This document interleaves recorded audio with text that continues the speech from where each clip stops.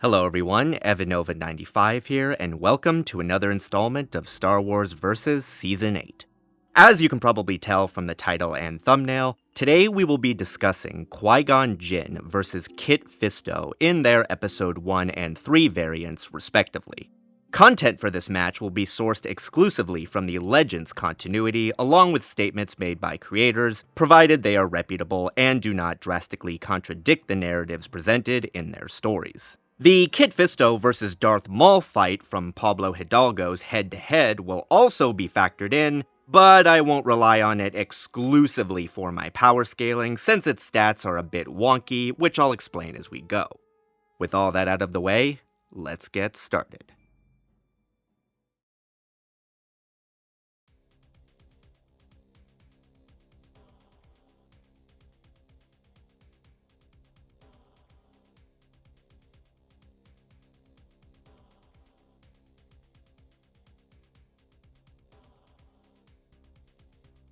Qui-Gon Jinn was a human male who is 60 years old at the time of Phantom Menace. As described in the Essential Guide to Alien Species, humans were a highly evolved race with their most notable traits being their intelligence, resiliency, and environmental adaptability. While other species also possessed these traits, humans were still considered extraordinary by the overall galactic standard. This allowed them to become the most dominant species in the galaxy and the benchmark by which all others were measured. Starting with his physical form, Qui-Gon Jinn is repeatedly described as a powerful and distinguished Jedi warrior during the time of Episode 1, even though he's no longer in his fighting prime due to his advancing age. Now, many fans have questioned Jinn's physical decline, given that other human Jedi of similar or greater ages have actually improved with time, rather than the inverse. Personally, it's never bothered me much. Every Jedi develops and plateaus differently, even if they all draw from the same side of the Force. I also think it makes sense that Jinn might have invested less energy into his physical upkeep than, say, Ben Kenobi or Anya Kuro, due to his more cerebral nature and the less conflict-heavy era in which he lived. Finally, it's important to stress that Qui-Gon's decline is depicted as him being just past his prime, rather than a shadow of his former self. He's not what he once was, but he's far from decrepit. Moving into physical strength, this is the stat Jinn is most frequently praised for, due in large part to his considerable size and stature. While Qui-Gon admits that Darth Maul was stronger in both of their fights, he still matched the Sith Lord's strength for a considerable time, with Maul feeling their blows shudder throughout his body, showing that they were at least in the same weight class. This is pretty crazy, considering that Phantom Menace Maul has various statements of being one of the deadliest Sith in all of history, with the ability to beat nearly anyone in unarmed combat, a field where strength matters. Like, a lot. This same Maul is also stated by Dooku to be above early Savage Opress, with early Savage being on the same tier as early Asajj Ventress, further highlighting how much of a beast Jinn truly is. Next, we have speed and agility, which I consider to be Qui-Gon's most underrated attributes. He is the self-admitted slowest of the Duel of Fates trio, but his combat speed was still sufficient to execute combo moves with Kenobi and keep pace with Maul for an extended period without getting blitzed. His agility was more conservative than was typical for Ataru specialists, but he was still able to overleap lightsaber attacks as he did with Aurra Sing, and his balance was so refined that even Maul commented on it during their bout on Tatooine. Again, he isn't what he used to be, but he's far from incapable. Shifting into stamina, this is often cited as Qui-Gon's lowest physical stat and the one most affected by his age. He was exhausted after escaping Darth Maul on Tatooine, and ultimately gassed out during their rematch on Naboo, which heavily contributed to his death. However, considering he was fighting Maul with the Duel of Fates being a prolonged engagement, it's clear that Jinn's stamina only becomes a real weakness against foes on or above his level, which, let's be honest, is a fairly small group in the grand scheme of things. Scaling Qui-Gon Jinn's durability is tricky due to his lack of noteworthy feats. That said, he was able to endure physical strikes from Darth Maul, one of the strongest Sith ever, so I think it's safe to rank his endurance in the prequel-era Jedi Council range. Moving into equipment, Master Qui-Gon wore standard brown and tan Jedi robes, along with a utility belt that carried a standard comlink, rebreather, and survival pouches. For weaponry, Jinn wielded a single-bladed lightsaber, with its only unique design feature being its use of multiple small power cells resulting in a scalloped hand grip. The saber was powered by a Kyber shard and a single Adegan crystal, producing a green blade of superb quality that may have had force-enhancing properties depending on the nature of the Kyber in question.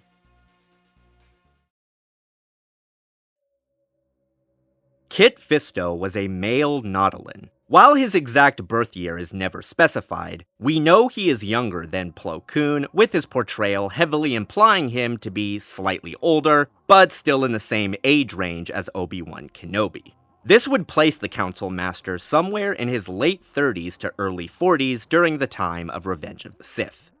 As noted in the aforementioned Essential Guide to Alien Species, Nautolans were an amphibious humanoid race with several notable traits, including low-level night vision, a unique respiratory system that allows them to survive indefinitely in both water and on land, and the Leku-like sensory organs atop their heads. These organs enabled Nautolans to sense intentions by detecting subtle changes in pheromone levels. Those last two traits in particular heavily influenced Kit's personal fighting style, which I'll discuss in detail as they become relevant. Regarding his physical form, Kit is frequently described as a highly skilled warrior and a paragon of what a Nautolan should strive to be. This isn't surprising given that the Council Master never neglected his training and took part in numerous high-tier battles during the Clone Wars. Shifting into physical strength, Fisto would effectively clash hands and feet with early Clone Wars Asajj Ventress, as well as sustain a blade lock with early Clone Wars General Grievous, albeit briefly. This is consistent given that Asajj and Grievous were firmly established as Council-tier threats even at that stage in the conflict. The Jedi Master was also able to parry strikes from ROTS Darth Sidious for a short time, which tends to get a bit overlooked from a strength perspective even if it is more of a speed feat. On the topic of speed and agility, these are far and away Kit Fisto's most impressive physical stats, and the ones he is most often praised for in a variety of Star Wars media. His combat speed was sufficient to blitz 2 Magna Guards, bewilder early Clone War Obi-Wan's senses, and keep pace with early Ventress despite suffering from a heel injury at the time. His performance against Sidious is also pretty impressive when considered in full context. Not only were the Masters caught off guard by the sheer magnitude of Palpatine's power level, but it is also stated that his spinning scream was an application of a dark side confusion haze that systematically weakened the entire squad before a single blow was struck. However, this nerfed Fisto could still somewhat react to Sidious's opening salvo, despite him being the most powerful Sith Lord in history at the time. Kind of insane, really. This also demonstrably proves that Kit is faster than Saisi Tin and Agen Kolar, Agen being the same guy who could blitz Quinlan Vos without even trying. For agility, Master Fisto is consistently illustrated darting around battlefields with a grace and fury all his own, with Obi-Wan describing him as a living martial hurricane during their mission on Ord Cestus. Moving into stamina, this is another stat that the Council Master has in abundance. During their joint operation on Ord Cestus, Kit Fisto and Obi-Wan Kenobi took part in a high-intensity sparring session that lasted for over 2 hours, with neither Jedi seeming horribly gassed out by the end of it. Sparring is innately different from an all-out duel, but it's still an insane feat regardless.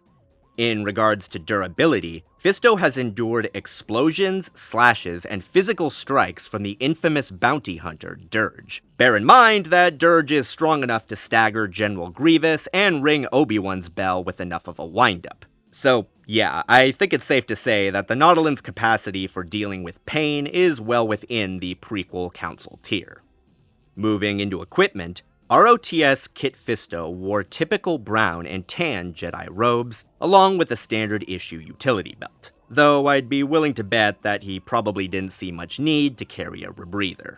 For weaponry, Kit wielded a single-bladed lightsaber with a bifurcating cyclical ignition pulse.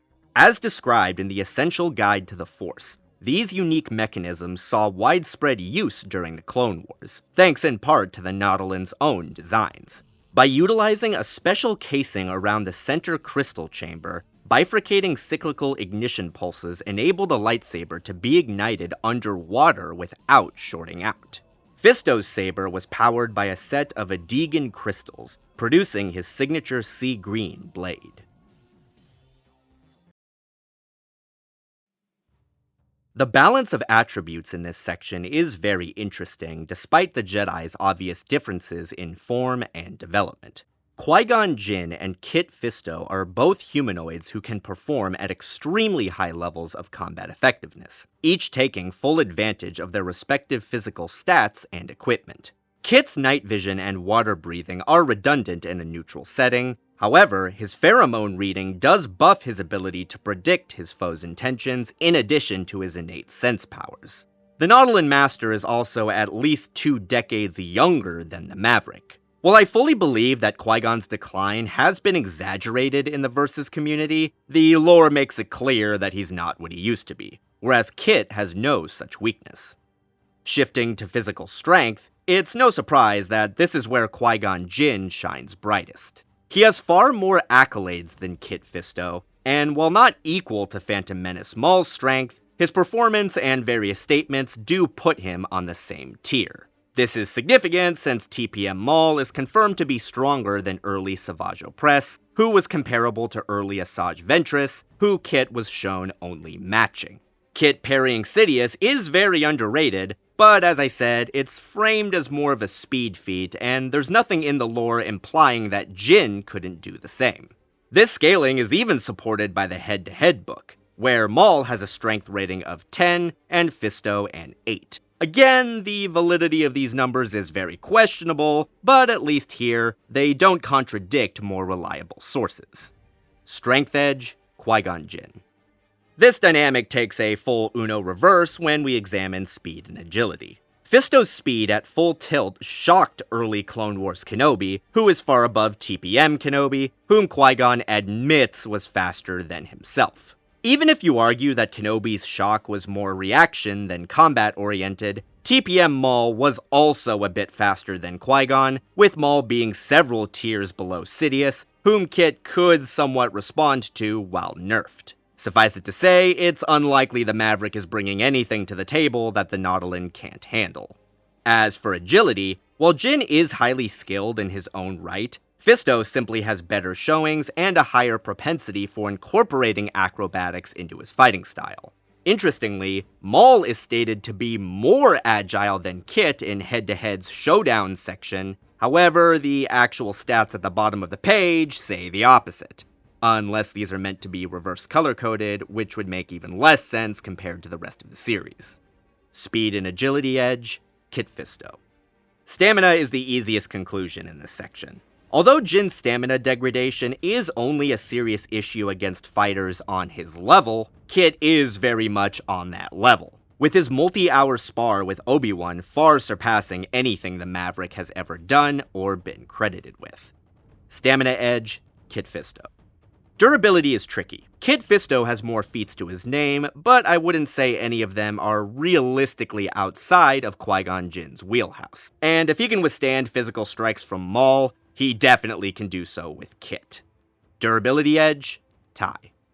Moving into equipment, both masters wore standard Jedi robes and belts, and both carried single-bladed lightsabers with green blades. Jinn's Kyber shard has the potential to give him a force boost, but it isn't certain. Fisto's bifurcating cyclical ignition pulse is a cool innovation that fits his character, but it's one that's only advantageous in specific environments. Equipment edge, tie. Overall, as I said at the beginning, the balance of attributes for this verdict is interesting despite certain divergences. Qui-Gon is bigger and stronger than Kit, but he's not so much stronger that Kit would crumble after just one punch. Kit is noticeably faster and more agile, but not so much so that Qui-Gon couldn't keep up for a prolonged period. Durability is a wash, and their equipment is basically the same for all intents and purposes. The biggest sticking point, and the one that ultimately moves the needle towards the Nautolan, is stamina. Kit has youth on his side, in addition to consistently demonstrating higher thresholds when it comes to wars of attrition. Qui-Gon's stamina is only a problem against a certain caliber of opponent, but that caliber of opponent is what stands before him today. I award Kit Fisto the edge in physical stats and equipment.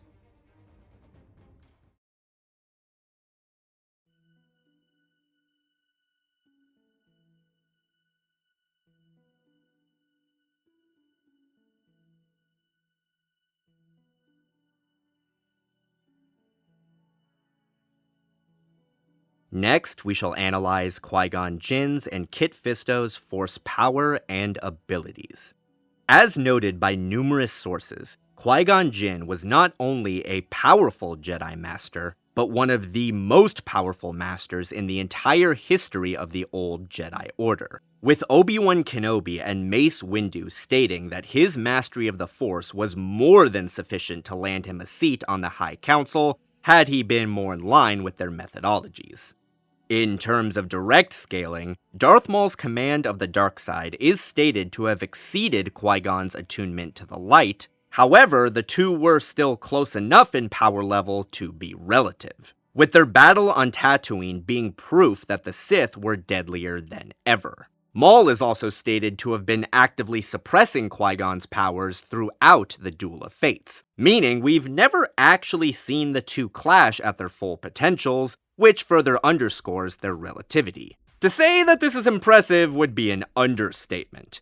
Darth Maul is constantly cited as one of the most powerful Sith Lords to have ever existed, even during Episode 1.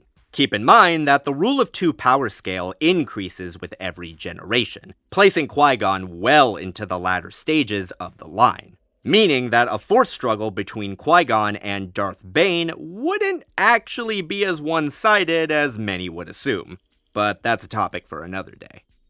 Moving into abilities, Master Jinn has many notable feats of telekinesis, such as lifting young Kenobi and Voss out of deep water, dismantling a battle droid with a wave of his hand, and easily penetrating the defenses of the Jedi Knight Femur and a Padawan Xanatos. He doesn't have any major large-scale feats on his own, however, he has demonstrated the ability to collapse caves and conjure force waves powerful enough to decimate large groups of Yinchori when working alongside other Jedi. Next, we have telepathy, the branch of Force study in which Qui-Gon Jinn is the most skilled and versatile. His aptitude with the mind trick was such that he could alter thoughts, erase memories, and put targets to sleep with zero strain. Qui-Gon is also one of the few Jedi in the franchise who has ever mind-tricked a Hutt, an extremely impressive feat given the species' natural resistance to telepathic intrusion. That said, Troidarians were evidently beyond his ability to influence, and there is no direct information available as to whether or not he can manipulate the psyches of other Force users. Qui-Gon was also a seasoned master of beast control and long-distance communication, with his character sheet crediting him with a proficiency in the rare battle mind technique. During the Stark Hyperspace War, Jinn synced up with Adi Gallia and Plo Koon in a force meld, and projected an illusion into the mind of a pursuing pilot, causing them to crash. An impressive feat of teamwork. However, Jinn has never showcased any illusionary skills on his own, and even he admitted in that instance that much of their success had been owed to a combination of Plo's telepathic abilities, and that there had only been one ship pursuing them. While we're on the subject of powers that only appeared once, the Galactic Battlegrounds RTS game depicts Qui-Gon learning an ancient technique known as Jedi Concentration, which allows the player to instantly convert buildings and weapons controlled by an enemy faction to their side. How this power would apply outside of an RTS is difficult to gauge, but I suppose you could interpret it as some form of multi-sentient mind control, which is believable for someone of Qui-Gon's skill. Shifting into the Sense branch, Qui-Gon was highly adept at feeling the locations, emotions, and thoughts of others, with a particularly strong attunement to the currents of the living Force. This aptitude was enhanced by his mastery of Force listening, which, as the name suggests, allowed him to filter out extraneous sounds and understand words in other languages. Moving into the healing arts, Jinn could heal various wounds and afflictions as well as enter hibernation trances, having slowed his life processes to the point that probe droids were unable to detect him. This level of mastery jumps from advanced to near expert when we factor in Jedi power battles, which depicts the Maverick being able to rapidly heal himself in combat situations. Video game feats should always be taken with a grain of salt, but in this case, I wouldn't say anything is drastically contradicted by other materials. Finally, Qui-Gon Jinn was the first Jedi of his generation to learn the secret of transcending the physical plane and manifesting as a Force ghost. Though not combatively applicable, this great power enabled the Maverick to survive his physical death and manifest as an immortal entity of the light side of the Force, a beacon of light to guide the next generation into a larger world.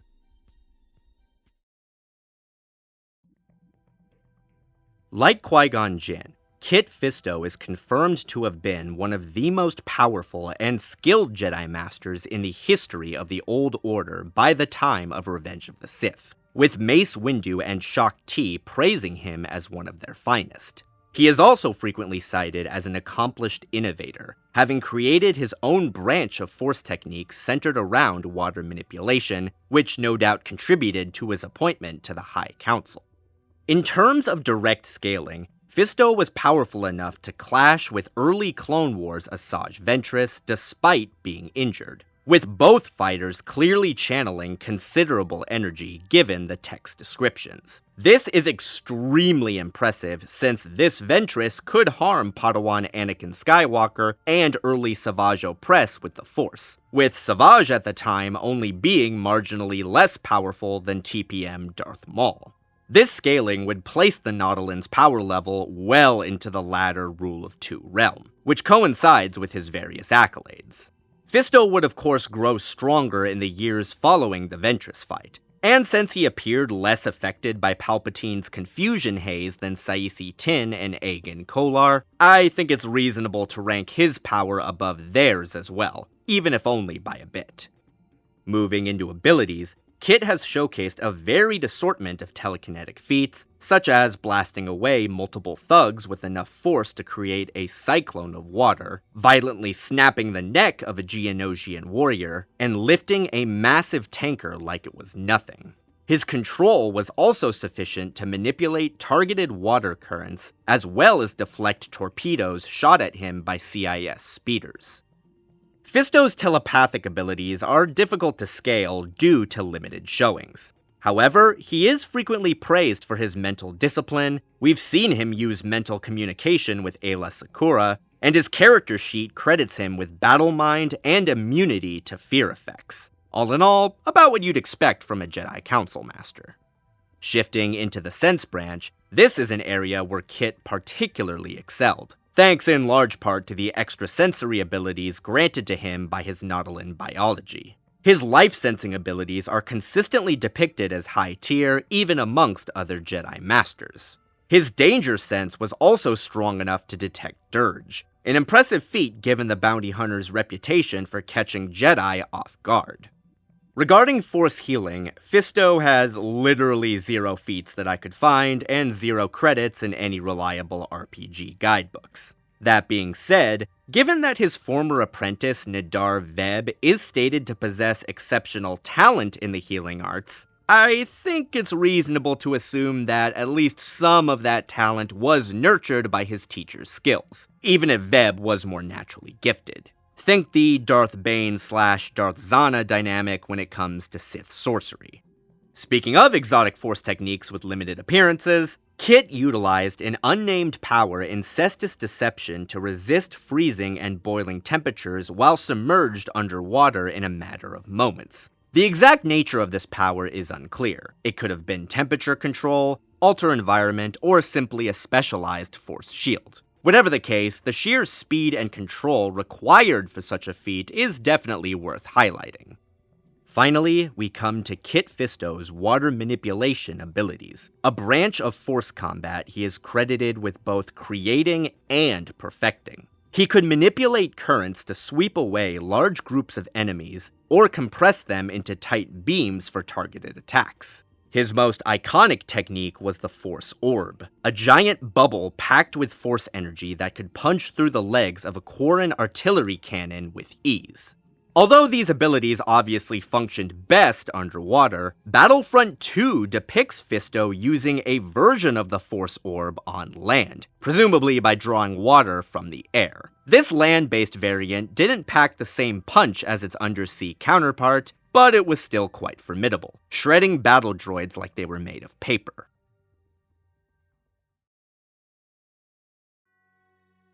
Once again, we have a verdict with a unique spread of attributes, but still extremely close in application.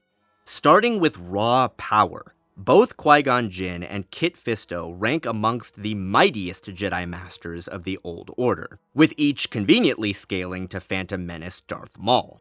As mentioned, while Jinn was not Maul's equal, he was definitely on a similar tier of power, with the Sith Lord going out of his way to suppress the Maverick's light side connection during their final battle. Meanwhile, Kit, despite being injured, was able to channel similar energies to early Clone Wars Asajj Ventress, who was comparable to early Savage Opress, with Savage at the time being noted to be less powerful than TPM Maul. This might sound better for Qui-Gon at first. However, I believe Fisto's 3 years of growth between Cestus Deception and Revenge of the Sith balances things out. I say balances and not exceeds because, frankly, the Sidious fight doesn't give us a great gauge for Fisto's improvements, and there are no other lore bits suggesting he made an Anakin or Obi-Wan level leap over the course of the war. Raw power edge, tie. Moving into abilities, both Jedi Masters are confirmed to possess extensive knowledge of the Force, with numerous conventional and esoteric techniques under their belts. Starting with telekinesis, the dynamic is rather unique. Kit's feats are marginally greater in magnitude, but his effectiveness against other Force adepts is unclear. Qui-Gon, meanwhile, has successfully employed TK attacks against other adepts, but only against ones decisively weaker than Kit.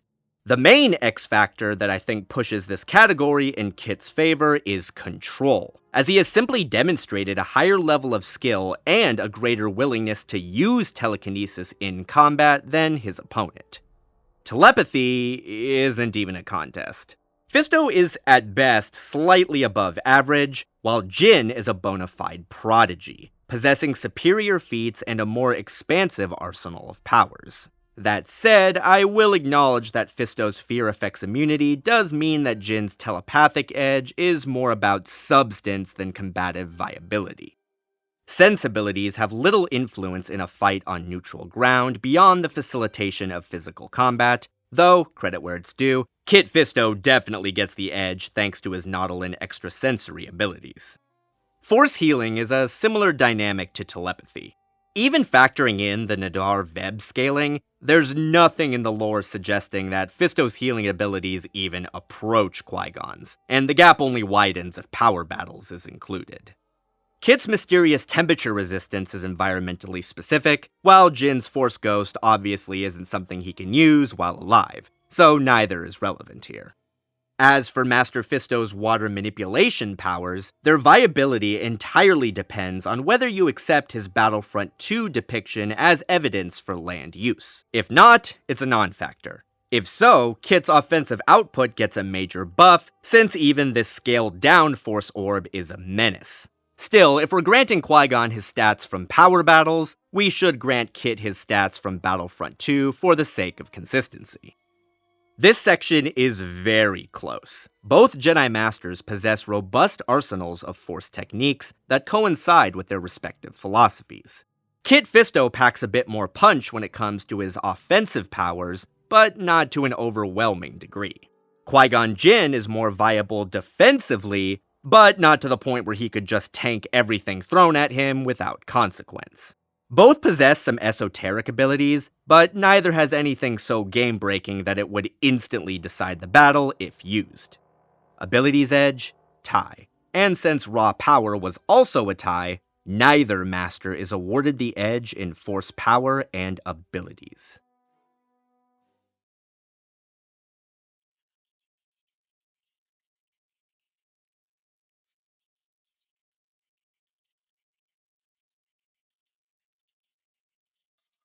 Next, we shall analyze Qui-Gon Jinn and Kit Fisto's lore, combat feats, and scaling. Like his mastery of the Force, Qui-Gon Jinn is consistently noted to be a top-tier Jedi warrior. He is stated to be the most skilled swordmaster Dooku ever trained, a master duelist by anyone's standards, and one of the best pure swordsmen in the history of the old Jedi Order. Although Qui-Gon admitted that Darth Maul was more than his equal in weapons training, the Sith Lord still considered him a worthy opponent, even musing that he had never been so committed to a challenge aside from his fight with his master. This isn't to say that Qui-Gon was as skilled as TPM Darth Sidious, but it does place him well above the other Jedi Maul had previously fought. This would include Darsha Asant when she gave herself fully to the light side of the Force, and her master Anun Bandara, who actually considered the Maverick his superior as a fighter. These are insane lore buffs for Qui-Gon, considering TPM Maul's status as one of the deadliest Sith in history, with his martial arts skill being his preferred method of battle. Moving into fighting styles, Qui-Gon Jinn is heavily implied to possess skill, if not mastery, of Makashi, though his core martial arts discipline was Ataru. Also known as the aggression form, Ataru was the fastest and most acrobatic of the 7 traditional forms, with its philosophy emphasizing the use of one's entire body as a weapon. Though fast and agile, Jinn's personal application of Form 4 was far more grounded and strength-oriented than the variant showcased by Master Yoda, with his offensive technique combining direct overhand strikes with whipping slashes to quickly overwhelm an opponent's defenses. The official reasons behind this are twofold. 1, Jinn wanted to use his size and strength to his best advantage. And 2, to conserve energy, as the mechanics of classical Ataru strained his diminished stamina. I would also argue that Jinn's approach to the 4th form was influenced by his Makashi training, since Makashi is all about footwork and balance, traits the Jedi Master is frequently praised for.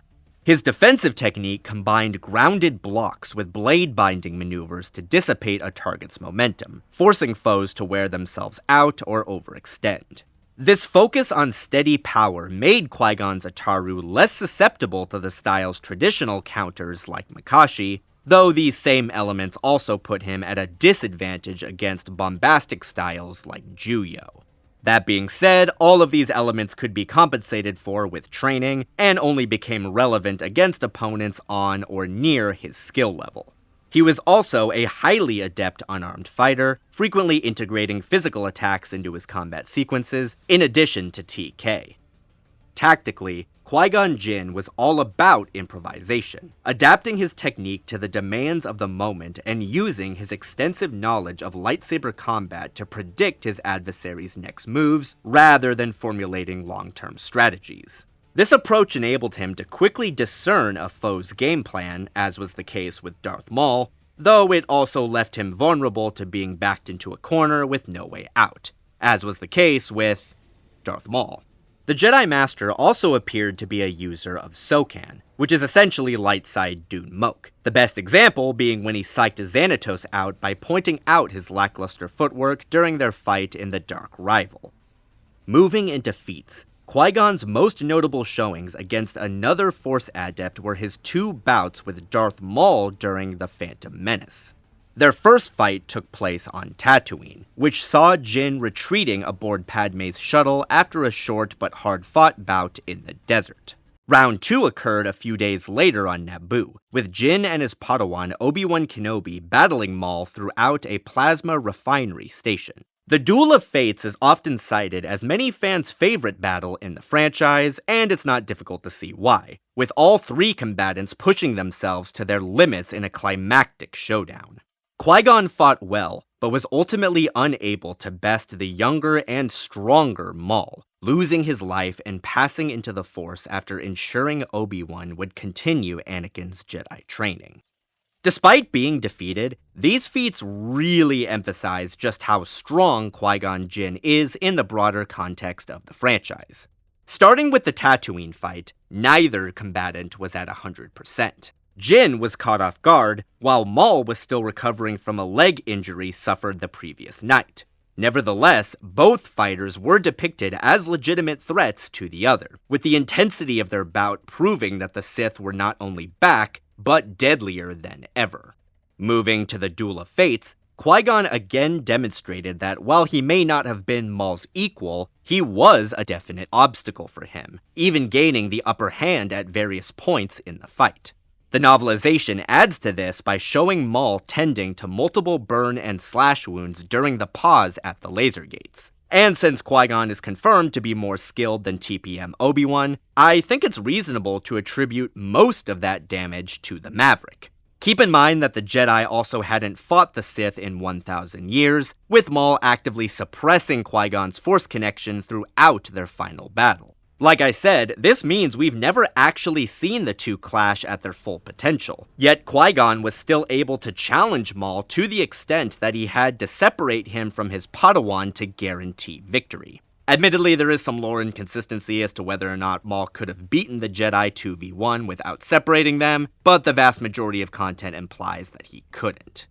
As I've said throughout this video, TPM Maul is cited by numerous sources as one of the strongest Sith Lords in history, and one of the deadliest fighters in the series. Qui-Gon's ability to hold his own against such a foe not only showcases why he was worthy of a council seat, but also why he was considered a Jedi Master of legendary status both during and after his lifetime.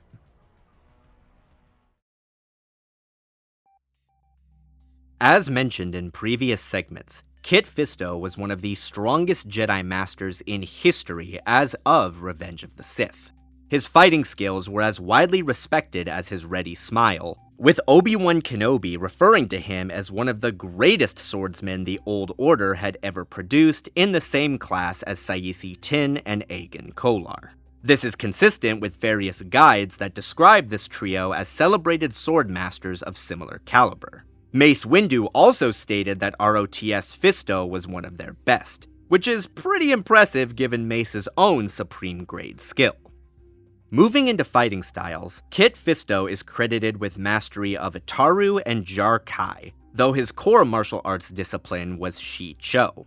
Also known as the Determination form, Shi Cho was founded on ancient sword fighting principles centered around tracking the humanoid body's target zones, with the style's relative simplicity enabling Kit to let the Force flow through him unabated as he fought, albeit at the cost of precision. His offensive technique was graceful yet emotionally charged, employing random staccato slashes and cleaves to bewilder enemies and force them into submission. Defensively, he combined quick parries with acrobatic dodges, forcing opponents to wear themselves out. His Nautolan senses also buffed his ability to predict an opponent's next move, thereby setting him up for effective counters. While Shi Cho is noted to be less effective in one-on-one fights than in group engagements, Fisto appears to have largely compensated for this weakness, which makes sense given his reputation.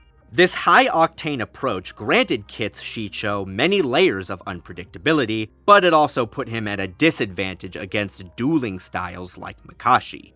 The Jedi Master was also adept at integrating physical and force attacks into his combat sequences, telekinesis and water manipulation often being his techniques of choice. Tactically, Kit Fisto was the living embodiment of going with the flow.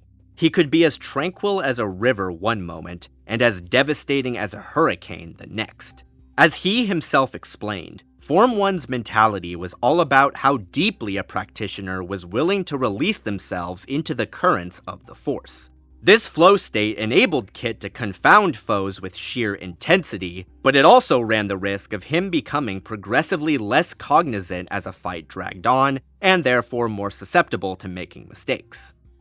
Shifting into Feats, we have Kit Fisto's battle with Asajj Ventress in the early months of the Clone Wars.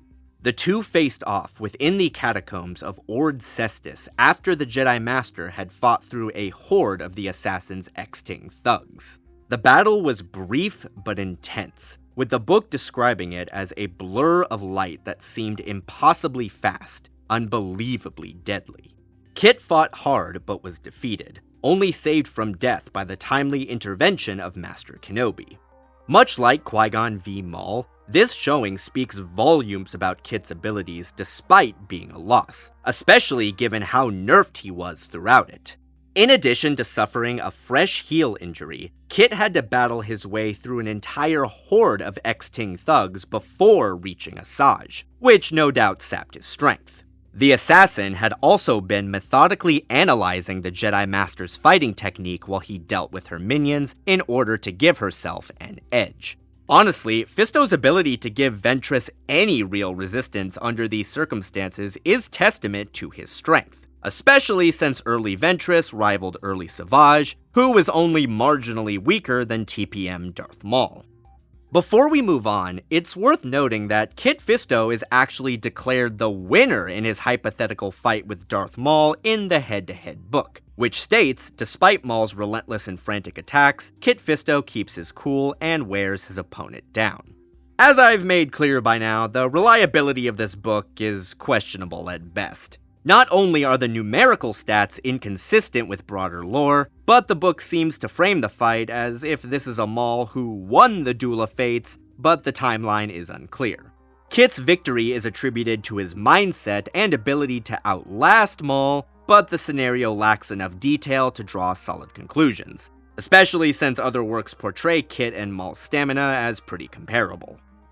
Finally, we have Kit Fisto's battle with Darth Sidious during Revenge of the Sith. As previously outlined in Kit's speed section, this feat is one of his most impressive, despite only lasting a short time against the Dark Lord. Kit was able to react and respond to Sidious's opening salvo, while Saisi Tin and Aegon Kolar were cut down almost instantly. This showing is all the more notable considering ROTS Sidious is stated to be the most powerful Sith in history, with Kit and his allies being weakened by the Darksiders' confusion haze before any blows were struck. It's also worth noting that there is a discrepancy between the film and the novelization regarding exactly how long Kit lasted against Palpatine.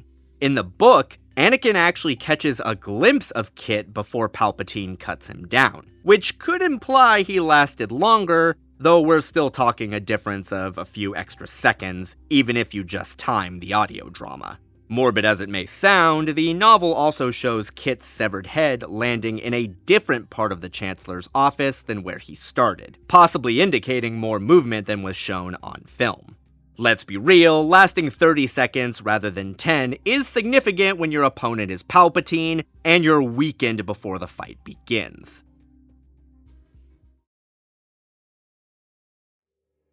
I know I'm starting to sound like a broken record at this point, but this section is surprisingly even despite the obvious differences in development. Starting with lore, both Jedi Masters are confirmed to be two of the strongest characters in not just their era, but all eras of the old Jedi Order, with their fighting abilities being just as renowned as their Force skills. Not much else to say there. Moving into techniques, both were well versed in numerous disciplines with styles that complemented their physical attributes. Kit Fisto does have some Ataru training, but Qui-Gon's application differs so heavily from the norm that it's unlikely the Nautolan could leverage any predictive advantages. Similarly, while I do think Jinn's Makashi training would serve him well in a duel against Fisto, I don't think it would be enough to push the section in his favor, since he's not a specialist in the same way Asajj Ventress is.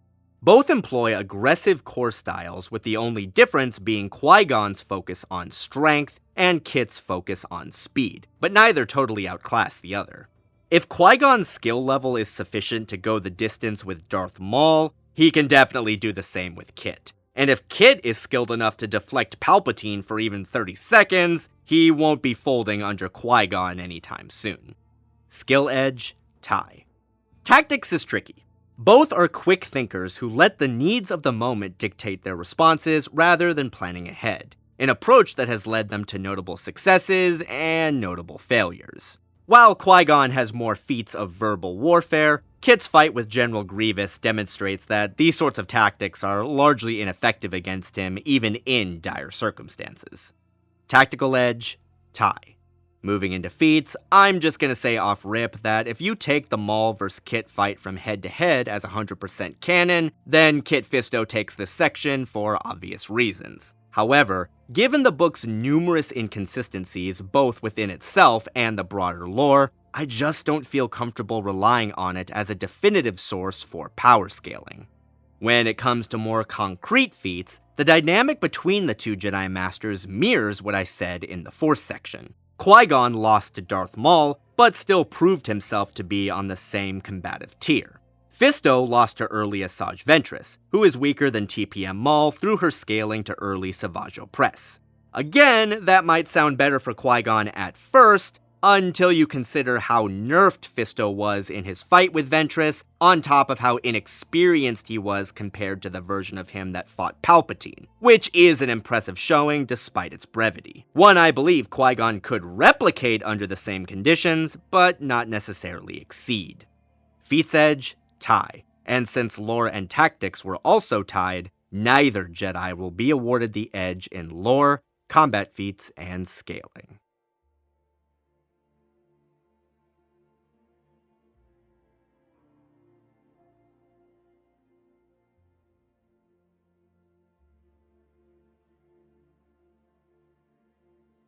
Qui-Gon Jinn and Kit Fisto match each other in a lot of surprising ways, and there is no question that these two masters are on the same overall tier as fighters, despite their different paths.